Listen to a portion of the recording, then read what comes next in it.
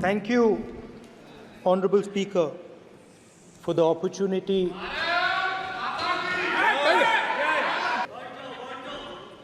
जय संविधान। कॉपी है उसकी?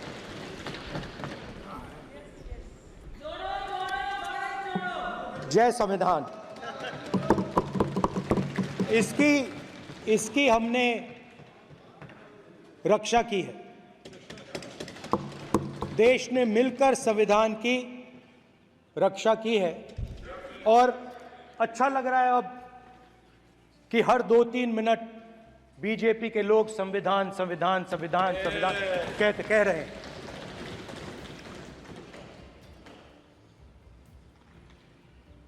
Speaker sir, for the last 10 years, there has been a systematic attack on the Constitution, on the idea of India, and on anybody who opposed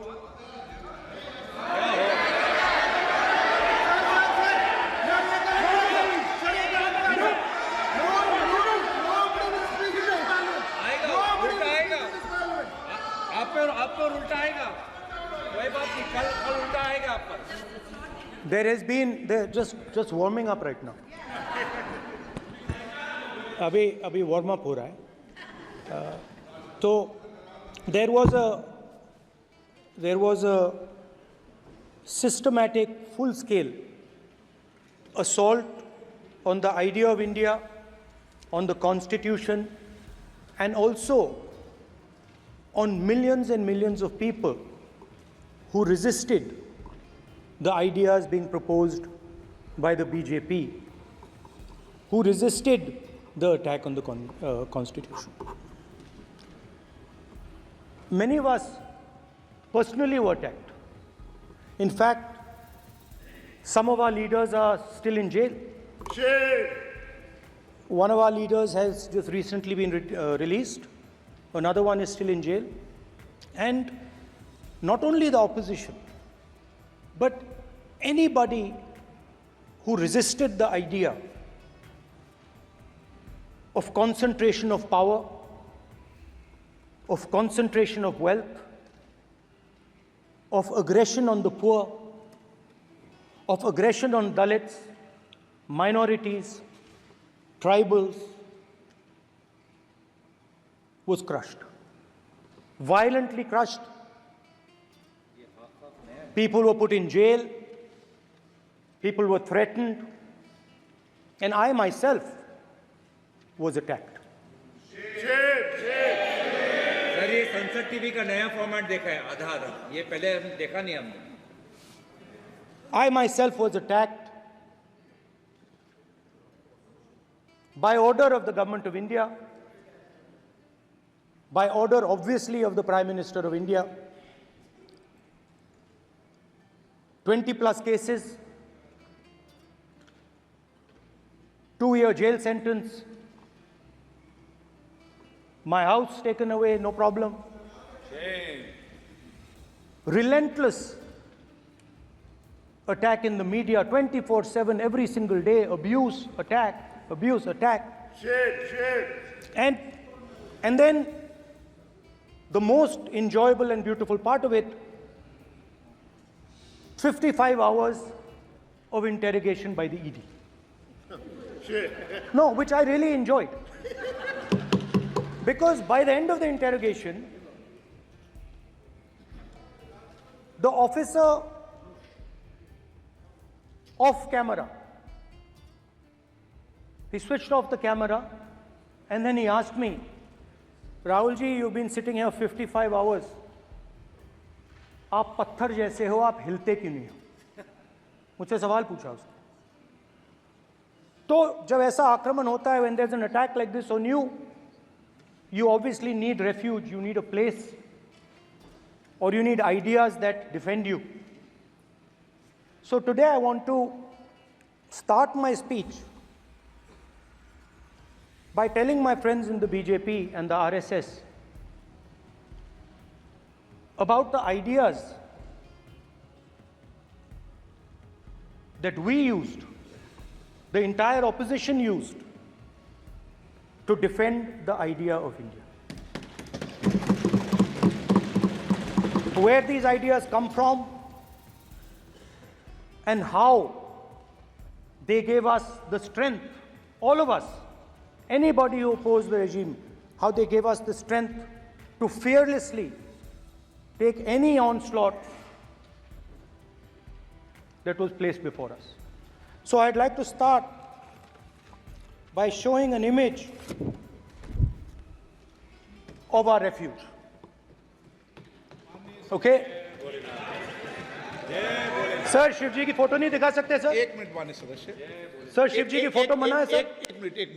एक minute sir मना है तो रख देता हूं सर। नो एक मिनट सर क्या इस हाउस में शिव जी की फोटो दिखाना मना है? माननीय सदस्य, आप बस ये बता दीजिए माननीय सदस्य सर मना है या नहीं? कोई भी चित्र को दिखाने के तो शिव जी का चित्र नियम इस है। साधन इस हाउस में दिखाना मना है?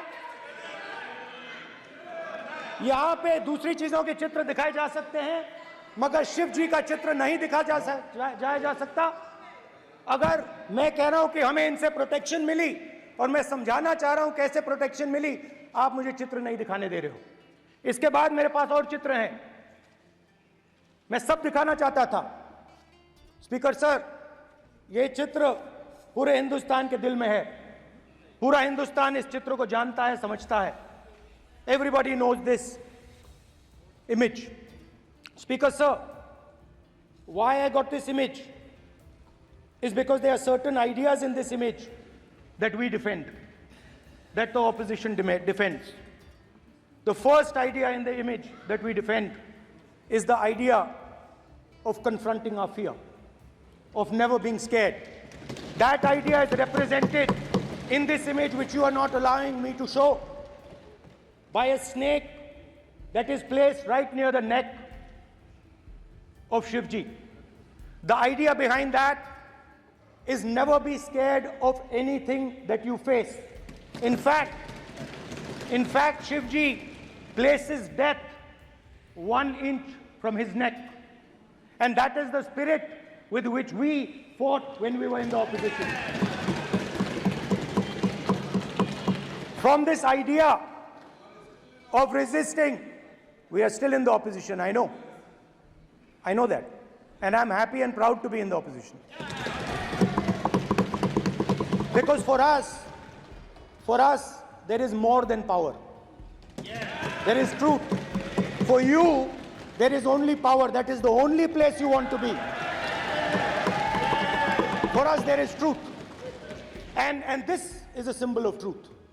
So when Shivji places the snake near his neck, what he is saying is, I will accept the truth and I will not back down from the truth, and that is what we've said. After that, a new idea emerges. And of course, I cannot show Shivji's picture, but all of you know it. Behind the left shoulder of Shivji is the Trishul. Now, I would like you to understand that there is a reason that the Trishul, a weapon, has been placed behind the left shoulder. The Trishul is not a symbol of violence. It is a symbol of non-violence, and that is why it is placed in a place where Shiva cannot reach it with his right hand. If it was a symbol of violence, it would have been held in his right hand like this. It is a symbol of non-violence. That is why it is placed behind his left shoulder. When we fought the BJP, we were not violent. When we defended the truth, there was not an ounce of violence in us. Now, there is a third idea, and a very powerful idea that emerges from the idea of truth, courage, and non-violence. And that idea, of course, it is a symbol that many of you hate, but that idea is the Abhay Mudra, the symbol of the Congress Party, which, as you can see,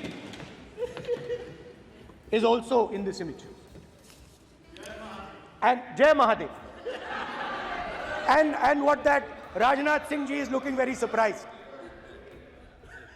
And what that Abhay Mudra shows, it is the next step of the evolution of the idea of facing the truth, fearlessness, and ahimsa. Satya and ahimsa, as Mahatma Gandhi used to say.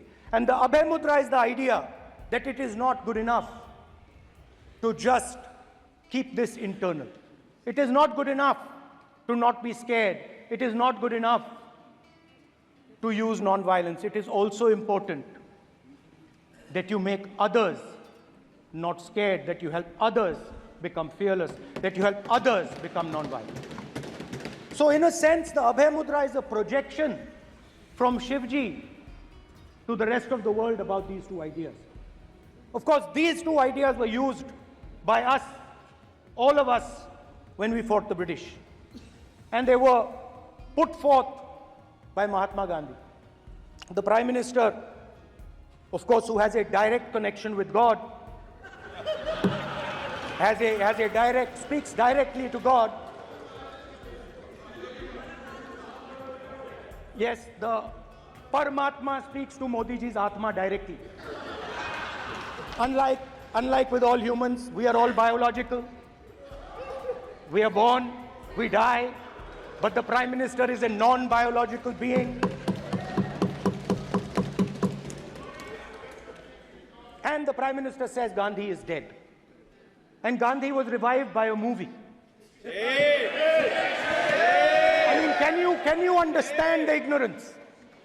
That Gandhi is dead and a movie revived the father of the nation. No, Gandhi is not dead. Gandhi is alive. Now, another very interesting thing I noticed. Hanji. That is not your problem. That is not your problem. It is not none of your business. It is not none of your business. And there's another thing I noticed. That it is not just one religion that talks about courage. In fact, all our religions talk about courage. So, here is the religion of Islam. Congress party ने शिवजी की photo दिखा दी है, गुस्सा हो गए. अब देखिए, please मान्य सदस्य आप तो इस्लाम में भी कहा गया है, मैं पढ़ता हूं. एड्रेस इधर करें. He said, एड्रेस इधर करें मान्य सदस्य. हाँ जी, सॉरी. इस्लाम में भी लिखा गया है, कुरान में, the prophet, peace be upon him, said, God said, have no fear. I am with you, hearing and seeing. मतलब इस्लाम में भी कहा गया है कि डरना नहीं है. और जब इस्लाम में दुआ मांगी जाती है तो दोनों हाथ से, दाएं हाथ से अभय मुद्रा दिखाई देता है. उसके बाद गुरु नानक जी की ओर चलते हैं.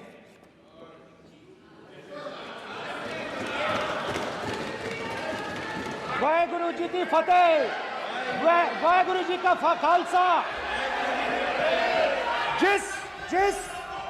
जिस धर्म पर आप हर रोज आक्रमण करते हो,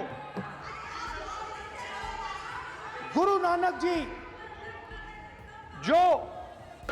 गुरु नानक जी के चित्र में भी आपको अभय मुद्रा दिखाई देगा. गुरु नानक जी भी कहते हैं कि डरो मत, डराओ मत.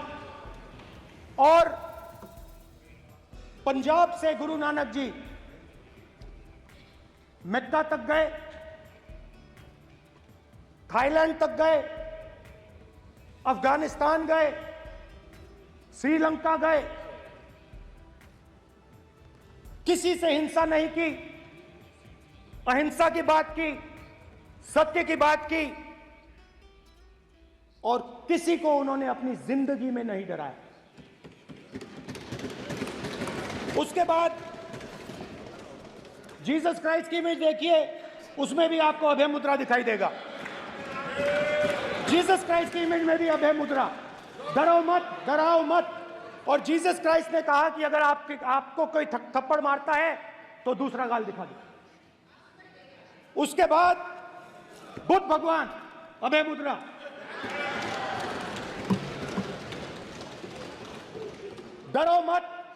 डराओ मत, अहिंसा।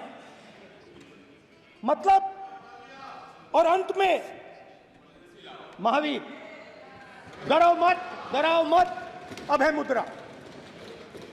मतलब हिंदुस्तान के इतिहास में 3 फाउंडेशनल आइडियाज हैं। मोदी जी ने अपने भाषण में एक दिन कहा कि हिंदुस्तान ने किसी पर आक्रमण नहीं किया। उसका कारण है क्योंकि यह देश अहिंसा का देश है। यह देश डर का देश नहीं है। तो हमारे सारे के सारे महापुरुषों ने अहिंसा की बात की, डर मिटाने की बात की। डरो मत, डराओ मत,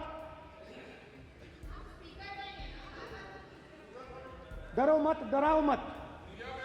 और दूसरी तरफ शिव जी कहते हैं डरो मत, डराओ मत, अभय मुद्रा दिखाते हैं, अहिंसा की बात करते हैं, त्रिशूल को जमीन में गाड़ देते हैं। और जो लोग अपने आप को हिंदू कहते हैं वो 24 घंटा हिंसा, हिंसा, हिंसा, नफरत, नफरत, नफरत, असत्य, सत्य, असत्य।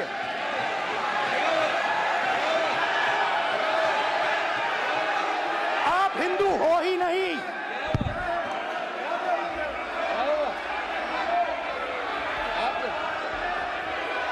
Just get me that picture of Shiva.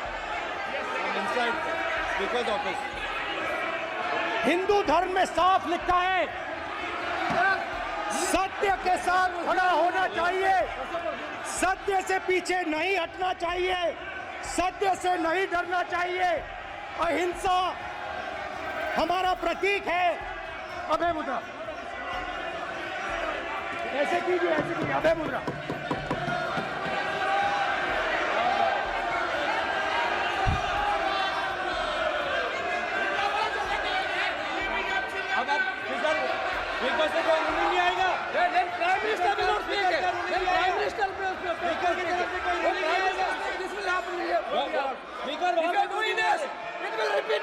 भाई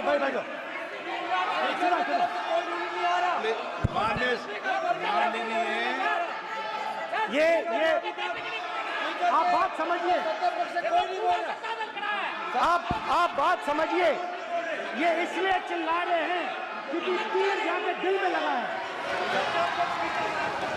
दिल में जाके तीर लगा है, इसलिए ये चिल्ला रहे हैं। नहीं तो चुप हो गए। देखिए स्पीकर साहब, चुप हो गए सब।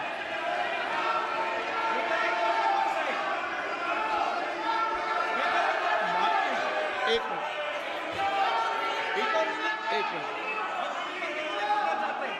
ये जो ये विषय बहुत गंभीर है। पूरे हिंदू समाज को हिंसक कहना ये गंभीर विषय है। बीजेपी को आपको नहीं, नरेंद्र मोदी जी पूरा हिंदू समाज नहीं है, बीजेपी पूरा हिंदू समाज नहीं है, आरएसएस पूरा हिंदू समाज नहीं है।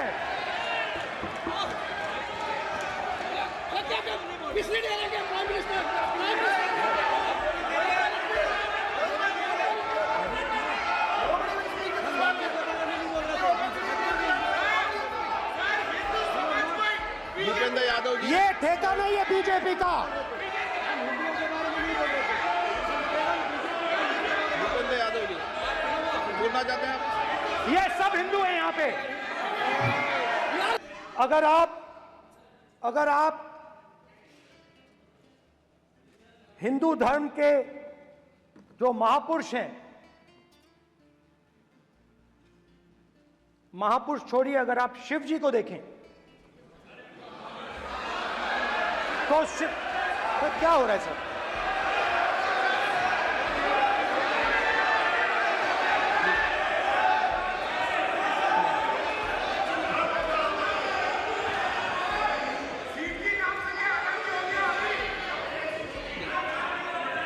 अगर आप शिव जी को देखें तो उनकी इमेज से आपको पता लगता है कि हिंदू डर नहीं फैला सकता, हिंदू हिंसा नहीं फैला सकता, हिंदू नफरत नहीं फैला सकता। और बीजेपी 24 घंटा नफरत, हिंसा, नफरत, हिंसा, नफरत, हिंसा। स्पीकर सर, कहां कहां तक इन्होंने डर फैला दिया है?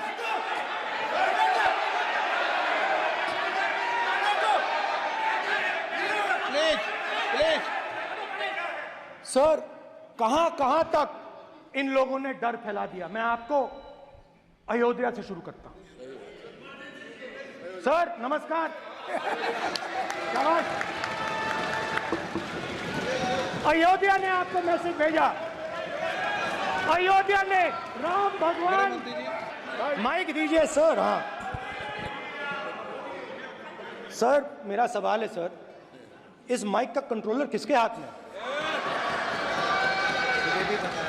सर मैं बिल्कुल आपकी रिस्पेक्ट करता हूं स्पीकर सर, मगर मेरे भाषण के बीच में सच्चाई ये है कि माइक ऑफ हो जाता है। मैं क्या करूं, हो जाता है वो। अब आपने देखा मैंने अयोध्या शब्द यूज किया और माइक ऑफ हो गया। नो, अरे ये प्रधानमंत्री मोदी जी के टाइम में आधा आधा पैरा आएगा क्या? तो अयोध्या ने राम भगवान की जन्मभूमि, प्लीज ब्रदर, राम भगवान की जन्मभूमि ने बीजेपी को मैसेज दिया। और ये आपके सामने मैसेज बैठे हुए हैं। मैंने इनसे पूछा, कल कॉफी पी, इनसे मैंने पूछा कि बताइए ये हुआ क्या? बीजेपी ने राम मंदिर का इनॉग्रेशन किया। बोलने दीजिए। राम मंदिर का इनॉग्रेशन किया। अरे भाई आप हार गए, उसको सहन करिए। नाम बोलने की कोई जरूरत नहीं है। मैं भाषण दे रहा हूं, आप नहीं दे रहे हो। मुझे बोलना है जो बोलना है, मुझे नाम लेने की कोई जरूरत नहीं। मुझे जो बोलना है मैं बोलूंगा। तो अयोध्या ने मैसेज दिया और मैंने इनसे पूछा कि हुआ क्या, और इनका जवाब आया। मैंने उनसे पूछा कि आपको कब पता लगा कि आप अयोध्या में जीत रहे हो, और आपने कहा पहले दिन से मुझे पता था। सही बात। और मैंने कहा ये क्या हुआ? उन्होंने कहा राहुल जी, अयोध्या में एयरपोर्ट बना, अयोध्या की जनता से जमीन छीनी गई और आज तक उन्हें मुआवजा नहीं मिला है। उन्होंने कहा, सही बात, उन्होंने कहा कि अयोध्या में जो भी छोटे छोटे दुकानदार थे,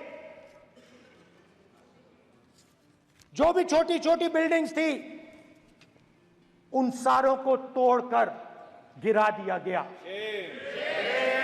और उन लोगों को सड़क पर कर दिया गया। इन्होंने यह भी कहा कि अयोध्या के इनॉग्रेशन में अयोध्या की जनता को बहुत दुख हुआ, क्योंकि इनॉग्रेशन में अदानी जी थे, अंबानी जी थे, मगर अयोध्या का कोई नहीं था। और ये कारण था कि अयोध्या की जनता में, उनके दिल में नरेंद्र मोदी जी ने भय डाल दिया। उनकी जमीन ले ली, उनके घर गिरा दिए, और फिर अयोध्या के गरीब लोगों को, किसानों को, मजदूरों को मंदिर के इनॉग्रेशन तक नहीं जाने दिया। मंदिर के इनॉग्रेशन छोड़ो, उसके बाहर भी नहीं जाने दिया। और इसीलिए अयोध्या की जनता ने सही मैसेज भेजा। अच्छा, इन्होंने मुझे एक और बात बोली, 3 बार इन्होंने कहा कि 3 बार नरेंद्र मोदी ने टेस्ट किया, 2 बार क्या मैं अयोध्या से लड़ जाऊं? और सर्वेयर्स ने कहा अयोध्या में मत लड़ जाना, अयोध्या में मत लड़ जाना, अयोध्या की जनता हरा देगी। और इसीलिए प्रधानमंत्री वाराणसी गए और वहां बच के निकले।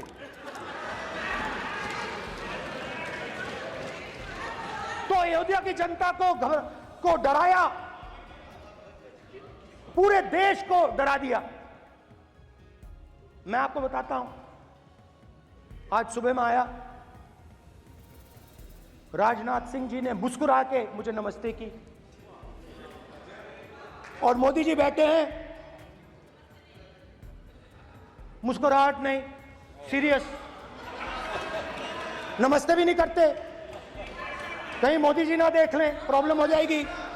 वही कहानी गडकरी जी की है, सच्चाई है। स्पीकर सर, आपने कहा कि डिबेट प्रेसिडेंट्स एड्रेस पे होनी चाहिए। ये जो मैंने किया है, अनुराग ठाकुर जी ने अयोध्या की बात की थी, अनुराग ठाकुर जी ने सनातन धर्म पर आक्रमण की बात की थी, इसीलिए मैंने ये किया है। मैं दिखाना चाहता हूं कि अयोध्या में क्या हुआ, अयोध्या की सच्चाई क्या थी। प्रेसिडेंट्स डिबेट में उन्होंने बात उठाई थी, मैंने बात बंद की है। प्रधानमंत्री जी को अच्छी लगी अयोध्या के बाद अच्छी लगी, डर फैलाया और ऑपोजिशन का रिस्पांस एक साथ मिलकर भारत जोड़ो यात्रा, सारे के सारे ऑपोजिशन, पूरा देश एक साथ मिलकर कन्याकुमारी से कश्मीर तक चला। और जो आपने डर फैलाया, उसके बारे में यात्रा में बहुत कुछ सुनने को मिला। अभी तक याद है, सुबह 7 बजे 7-8 बजे की बात थी, यात्रा में चल रहे थे, एक महिला आती है, हमारे साथ चलती है, मेरा हाथ पकड़ती है और घबराई हुई सी थी। तो मैंने पूछा क्या हुआ, और मुझे कहती है मुझे मार रहा है, मुझे मार रहा है। मैंने पूछा कौन मार रहा है, कौन मार रहा है? बेटी बचाओ, बेटी की दुविधा सुनाई नहीं दे रही, बेटी का दर्द नहीं सुनना चाहते, भारत की महिलाओं का दर्द नहीं सुनना चाहते। मैंने पूछा कौन मार रहा है, कहता है मेरा पति मार रहा है। मैंने कहा क्यों? कहती है सुबह का खाना नहीं दे पाई। मैंने कहा क्यों? खरीद नहीं पाई, महंगाई है, महंगाई है, खरीद नहीं पाई, खाना नहीं पका पाई, इसलिए मुझे मार पिट रही है। मैंने कहा बहन क्या करूं, कैसे आपकी मदद करूं? कहती हैं आप कुछ मत कीजिए, आप कुछ मत कीजिए, आप सिर्फ ये बात याद रखिए कि महंगाई के कारण हिंदुस्तान में हजारों महिलाओं को सुबह पीटा जा रहा है। उसके शब्द हैं, मेरे शब्द नहीं हैं। गैस सिलेंडर, महंगाई, तो आपने गरीबों को, महिलाओं को डराने का काम किया। शिव जी कहते हैं डरो मत, डराओ मत। आपने हिंदुस्तान की महिलाओं को महंगाई से हर रोज डराया है। कुछ दिन पहले मैं पंजाब में अग्निवीर के परिवार से मिला, सुनिए अग्निवीर के परिवार से मिला। छोटा सा घर था, छोटा सा घर था,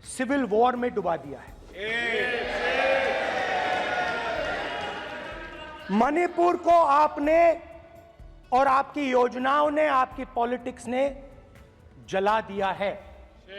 और आज तक हिंदुस्तान के प्रधानमंत्री मणिपुर नहीं गए हैं। ऐसा लगता है कि मणिपुर हिंदुस्तान का प्रदेश ही नहीं है। प्रधानमंत्री के लिए मणिपुर स्टेट ही नहीं है। मणिपुर में सिविल वॉर हो ही नहीं रही है। और एक बार बयान दिया हमने, मतलब प्रेशर लगाया, हम गए, हमने प्रधानमंत्री से कहा एक मैसेज दे दीजिए, मणिपुर चले जाइए, जनता की वहां रक्षा कीजिए। नहीं,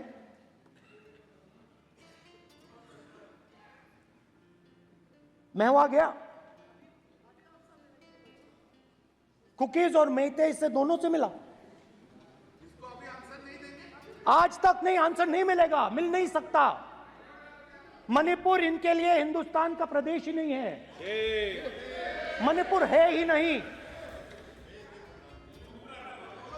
मणिपुर है ही नहीं, ना होम मिनिस्टर के लिए ना प्रधानमंत्री के लिए, है ही नहीं, एग्जिस्ट नहीं करता, वो है ही नहीं। ना प्रधानमंत्री जाएंगे बोलेंगे कुछ नहीं, जैसे कुछ नहीं हुआ वहां पे। मैं रिलीफ कैंप में गया, एक औरत कांपती हुई, रोती हुई मुझे कहती है कि मैंने अपनी आंखों के सामने, हाँ मैं औरतों की बात कर सकता हूं, एक भाई का, मैं कर सकता हूं, एक भाई एक कर्तव्य निभा रहा है। आप अपने संगठन में महिलाओं को नहीं डालते हो, मगर मैं औरतों की बात कर सकता हूं।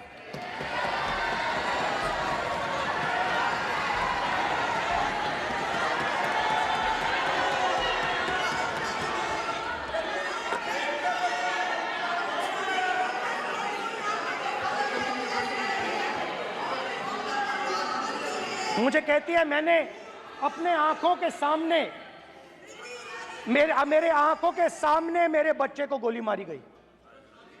मैं भागना नहीं चाहती थी, मैं मरना चाहती थी, उसके साथ मरना चाहती थी। मुझे घसीट के वहां से ले गए और फिर मेरे को अपने बच्चे की फोटो दिखाती है, कांपती हुई ऐसे फोटो दिखाती है। ये आपकी योजनाओं का नतीजा है। आपको शर्म आनी चाहिए।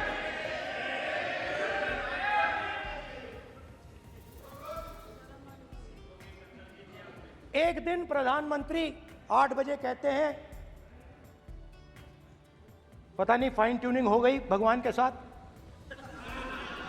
डायरेक्ट मैसेज भगवान, सर ने बोला है, सर प्रधानमंत्री ने ये बोला है, ये मैं नहीं बोल रहा हूं, प्रधानमंत्री ने बोला है कि मेरा डायरेक्ट कनेक्शन है भगवान के साथ, मैंने नहीं बोला,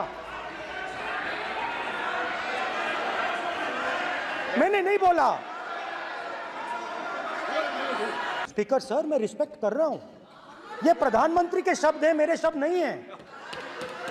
ये प्रधानमंत्री जी ने कहा है, पब्लिक में, मीडिया को कहा है कि मैं बायोलॉजिकल नहीं हूं, मेरा डायरेक्ट कनेक्शन भगवान के साथ है, मैं नहीं बोल रहा हूं, प्रधानमंत्री मोदी जी ने बोला है।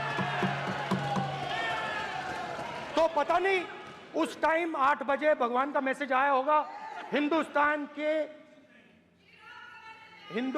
वही, मगर फिर श्री राम ने आपको दूसरा मैसेज दे दिया अयोध्या में।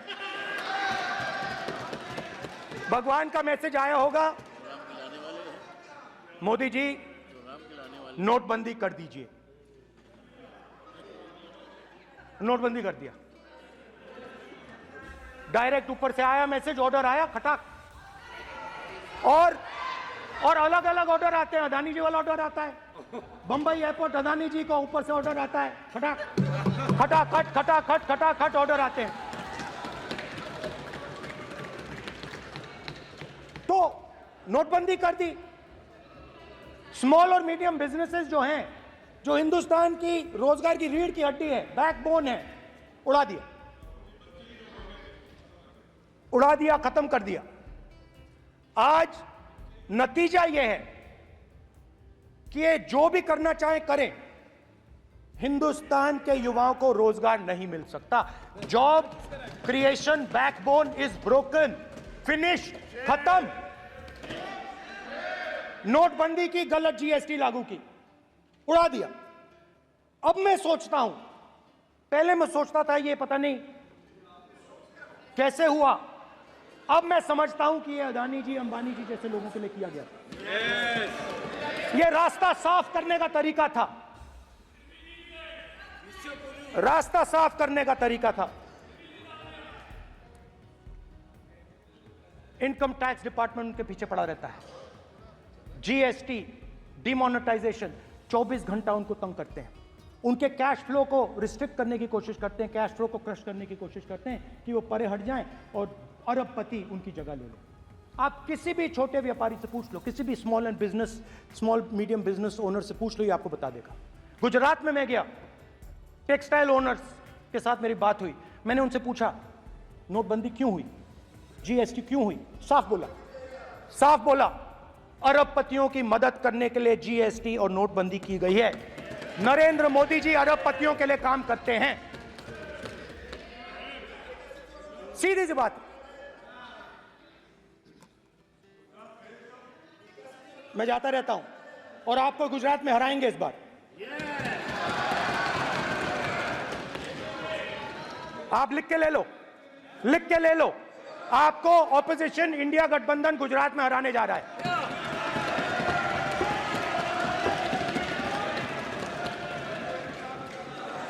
किसानों को डराने के लिए लैंड एक्विजिशन बिल जो हम लाए थे, उनकी जमीन की रक्षा करने के लिए, उनको सही कॉम्पनसेशन देने के लिए, उसको आपने खत्म कर दिया। यहां कोशिश की, कर नहीं पाए तो स्टेट्स में खत्म कर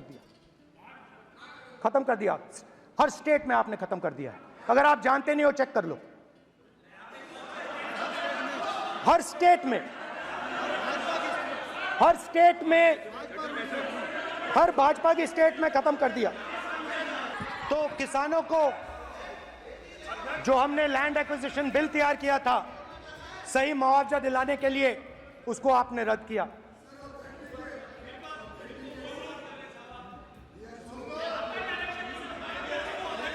विल ऑथेंटिकेट कर देंगे, ऑथेंटिकेट कर देंगे। हम ऑथेंटिकेट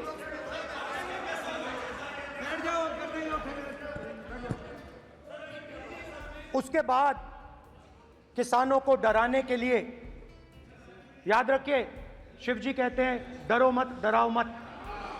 किसानों को डराने के लिए आप 3 नए कानून लाए। प्रधानमंत्री ने उनसे कहा कि ये आपके फायदे के कानून हैं। सच्चाई थी कि वो अदानी जी, अंबानी जी के फायदे के कानून थे। हिंदुस्तान के सारे किसान खड़े हो जाते हैं। आज तक सड़क ब्लॉक है। अगर आप वहां जाएंगे, आज तक आपको दिखेगा कि वो सड़क जिस पे किसान आए थे, वो आज तक बंद पड़ी हुई। हरियाणा में 2 जगह किसान खड़े हो गए, कहते हैं नहीं, ये हमारा नहीं है। आप हमारी मेहनत का फल छीनना चाहते हो, हम इस बात को एक्सेप्ट नहीं करेंगे। आप उनसे बात नहीं करते, आप उनको कहते हो, आप बात नहीं करते।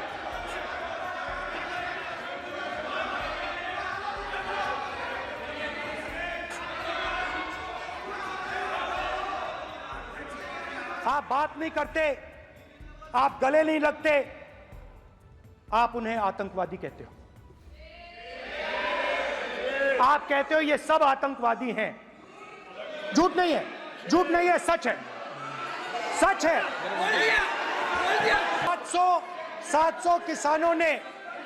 700 किसान शहीद हुए।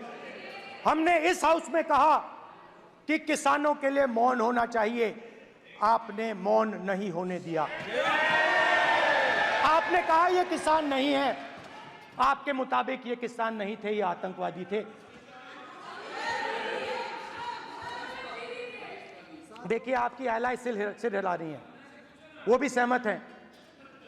कौर जी सहमत हैं। देखिए, हमारी जरूरत नहीं है, वो सहमत हैं आपसे, वो सहमत हैं। स्पीकर सर, किसानों ने मांगा क्या? स्पीकर ने किसानों ने सिर्फ ये कहा कि अगर 16 लाख करोड़ रुपए अरबपतियों का कर्जा माफ हो सकता है तो हमारा भी थोड़ा सा कर दीजिए। किसान ने यह कहा कि हर प्रोडक्ट के लिए सही प्राइस मिलती है, हमें भी एमएसपी दे दीजिए। और आप लोगों ने कहा किसान का कर्जा माफ नहीं होगा और एमएसपी नहीं मिलेगी। स्पीकर सर, एमएसपी जब मैं speaker sir, MSP with legal guarantee, Speaker sir. The issue is MSP with legal guarantee, not just MSP. MSP is being given. The issue is Kisans want MSP with legal guarantee, which you are not ready to give them. तो किसानों में आपने डर डाला, भय डाला, महिलाओं में महंगाई, गैस सिलेंडर, सेना में अग्निवीर, हर व्यक्ति के लिए आप लोगों ने भय का कोई ना कोई पैकेज दिया, गिफ्ट दिया, तोहफा दिया। स्टूडेंट्स की बात करते हैं। जो आप 2000 साल पहले की बात करते हो, थोड़ी सी भविष्य की भी बात कर देते हैं, इंडिया के फ्यूचर की बात कर देते हैं। रोजगार तो आपने खत्म कर दिया, नोटबंदी, जीएसटी, जो आपने स्मॉल एंड मीडियम बिजनेसेस थे उनको खत्म करके, युवाओं को आर्मी में अपॉर्चुनिटी मिलती थी, अग्निवीर उनके लिए आपने दे दिया, वो खत्म कर दिया, रास्ता ब्लॉक कर दिया। पब्लिक सेक्टर को आप प्राइवेटाइज करते हैं, वो रास्ता बंद कर दिया। और अब एक नया फैशन निकला है, नीट।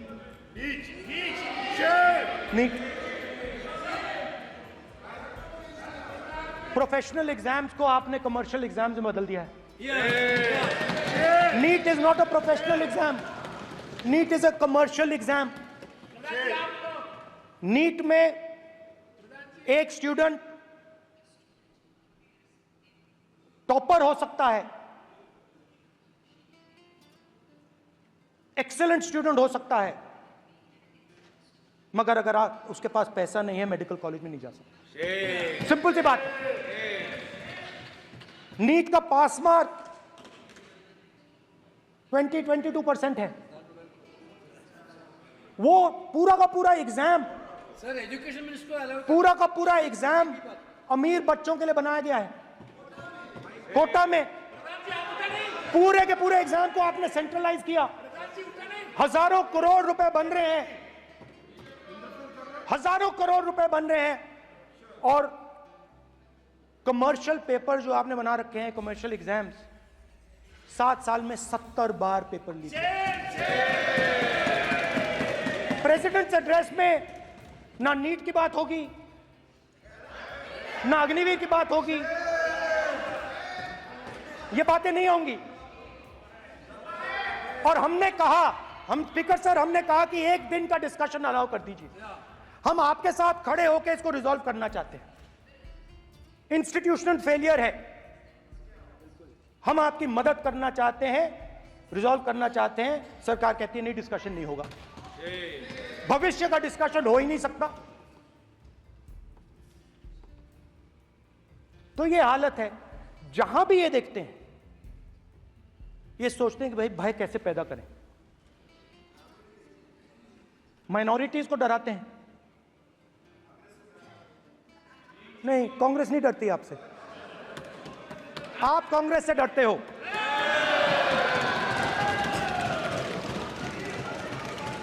हिंसा, नफरत, माइनॉरिटीज के खिलाफ, मुसलमानों के खिलाफ, सिखों के खिलाफ, क्रिश्चियंस के खिलाफ। और माइनॉरिटीज ने क्या किया? माइनॉरिटीज ने क्या किया? हर स्फीयर में हिंदुस्तान को रिप्रेजेंट करते हैं, नाम रोशन करते हैं। पत्थर जैसे हिंदुस्तान के साथ एक साथ खड़े हैं, देशभक्त हैं। और आपने सारे के सारे माइनॉरिटीज पर आक्रमण किया, उनके खिलाफ हिंसा, नफरत फैलाई।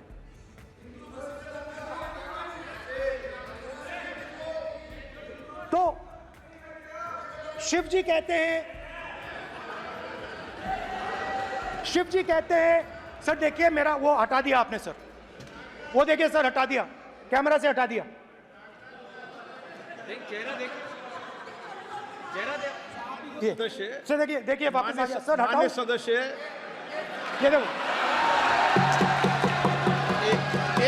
एक मिनट देखा सर आपने, एक मिनट देखिए एक मिनट ये see sir, speaker sir, NEET students spend years and years preparing for their exam. Their family supports them financially, emotionally. And the truth is that NEET students today do not believe in the exam. Because they are convinced that the exam is designed for rich people, not meritorious people. I have met a number of NEET students, every single one of them tells me that the exam is designed to create a quota for rich people and to create a passage for them into the system, and is designed not to help poor students. Now, इससे भी बहुत डर होता है, महीनों पढ़ाई करते हैं, ये पता नहीं कि भैया एग्जाम लीक हो जाएगा नहीं होगा, अगर पास भी हो गए तो पैसा कहां से आएगा। तो उधर भी इन लोगों ने भय डालने का काम किया। तो जहां भी ये देखते हैं ये भय डालते हैं, सेना में, युवाओं में, किसानों में, मजदूरों में, महिलाओं में, डिसेबल्ड में भी।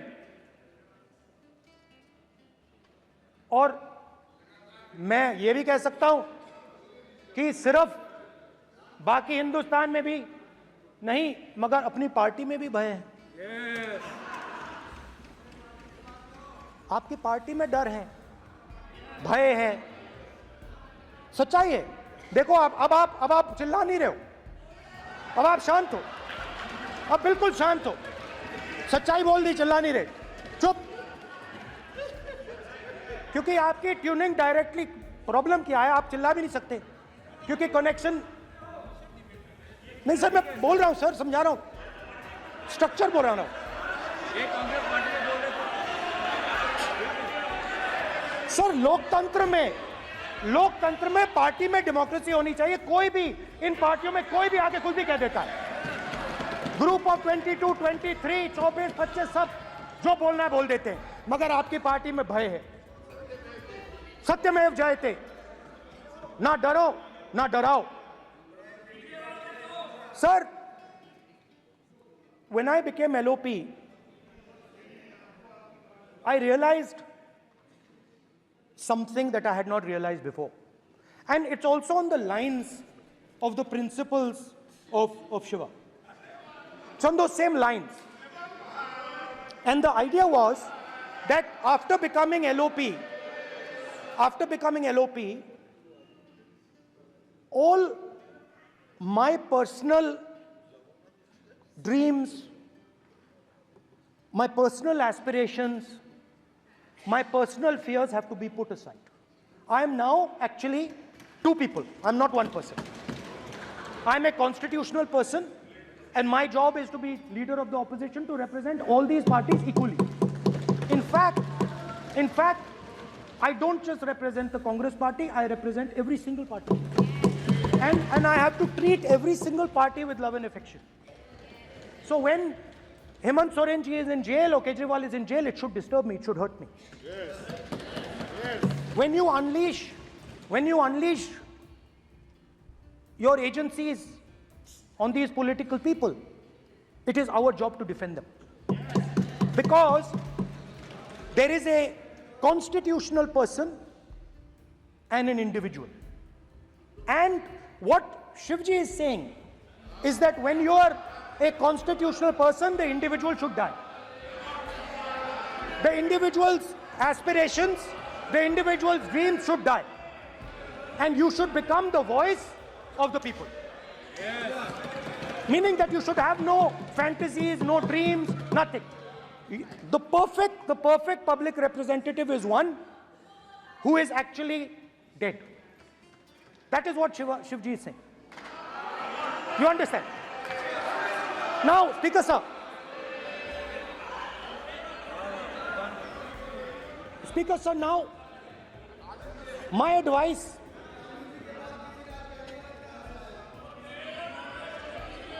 So there are two structures now. One is me as an individual, and one is me as leader of the opposition. Me as an individual, I might have my likes and dislikes, I might have my views, but me as leader of opposition have to suppress them, have to reduce them and say, now I'm the voice of the opposition. That is the idea of the democratic system. The people have given me a responsibility, and that responsibility should overcome my personal likes, dislikes, aspirations. Now, Speaker sir, why I'm saying this, and forgive me for saying this, but when you were being put on that chair, I walked there to help you, to walk with you to the chair. And I shook hands with the Prime Minister, and I shook hands with you. And then I walked to your chair. And you are the final arbiter of the Lok Sabha. You're the final word here. What you say fundamentally defines Indian democracy. You don't allow us to speak, you allow us to speak, you allow them to speak, you don't allow us to speak. All these things define Indian democracy. Speaker sir, there are actually two people sitting in that chair. There is the Speaker of the Lok Sabha, the Speaker of the Indian Union, and there is Mr. Om Birla. When Modi ji went and shook your hand, and I went and shook your hand, I noticed something. When I shook your hand, you stood straight like this and shook my hand. And when Modi ji shook your hand, you bowed down and shook his hand.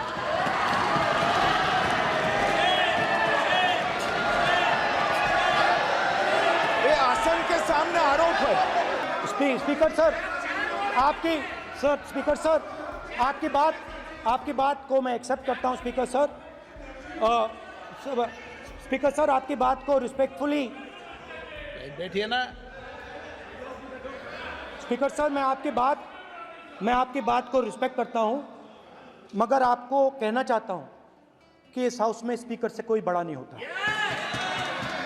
Speaker सबसे बड़ा है, हम सबको speaker के सामने झुकना चाहिए, और मैं आपके सामने झुकूंगा, और सारा का सारा ऑपोजिशन आपके सामने झुकेगा।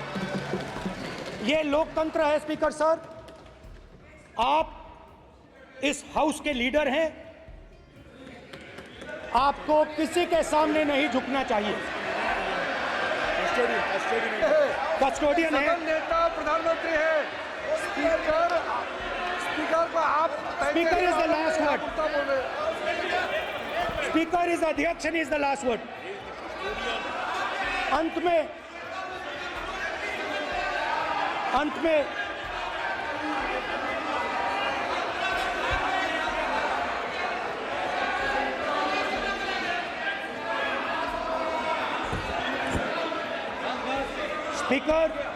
Speaker is the last word in the Lok Sabha, and in that spirit, Speaker is the last word in the Lok Sabha, and in that spirit, as members of the Lok Sabha, we are subservient to the Speaker.